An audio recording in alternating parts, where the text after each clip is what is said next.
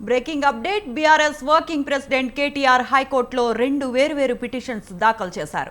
బంజారాహిల్స్, ముషీరాబాద్ పిఎస్లలో నమోదైన కేసులు కొట్టివేయాలని కోరారు. సీఎం రేవంత్ రెడ్డిని అవమానించారంటూ కాంగ్రెస్ కార్యకర్త ఫిర్యాదుతో బంజారాహిల్స్లో కేసు నమోదైంది. బిల్డర్, కాంట్రాక్టర్ల వద్ద సీఎం 2,500 కోట్లు తీసుకున్నట్లు కేటీఆర్ ఆరోపణలు చేశారంటూ కాంగ్రెస్ కార్యకర్త బంజారాహిల్స్ పోలీసులకు ఫిర్యాదు చేశారు. ఎన్నికల ప్రచారంలో బాణాసంచా కాల్చినందుకు ముషీరాబాద్ పిఎస్లో కేటీఆర్, ఆ పార్టీ ఎమ్మెల్యే ముఠా గోపాల్పై మరో కేసు నమోదు చేశారు. ఈ రెండు కేసులను కొట్టివేయాలని కేటీఆర్ హైకోర్టును ఆశ్రయించారు. ఎలాంటి కారణాలు లేకుండా పోలీసులు కేసు నమోదు చేశారని పిటిషన్లో ఆయన పేర్కొన్నారు.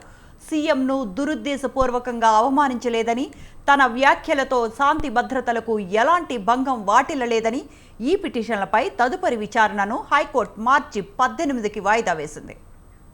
ఇదే అంశానికి సంబంధించిన మరిన్ని అప్డేట్స్ మా కరెస్పాండెంట్ సవీన్ ఫోన్ లైన్లో అందిస్తారు. Saveen, good afternoon.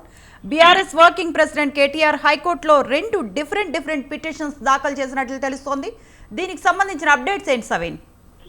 గతంలో తన మీద నమోదైన రెండు కేసులకు సంబంధించి BRS party working president KT ఈరోజు హైకోర్టును ఆశ్రయించారు. ప్రధానంగా ఒకటి, సీఎం రేవంత్ రెడ్డిని అవమానిస్తూ కేటీఆర్ వ్యాఖ్యలు చేశారంటూ కాంగ్రెస్ పార్టీకి సంబంధించిన కార్యకర్త బంజారాహిల్స్ పోలీస్ స్టేషన్ లో కేటీఆర్ పై ఫిర్యాదు చేశారు. దీంతో బంజారాహిల్స్ లో కేసు నమోదు చేశారు.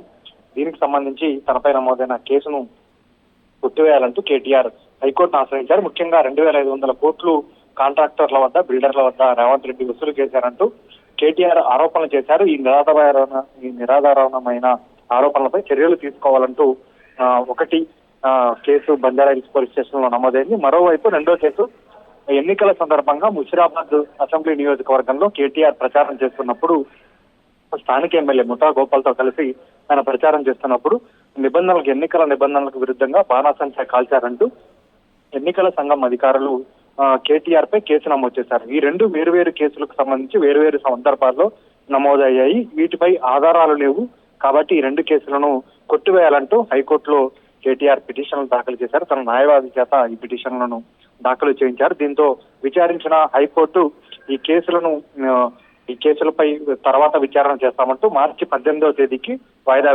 వేసింది. Right సవిన్, thank you.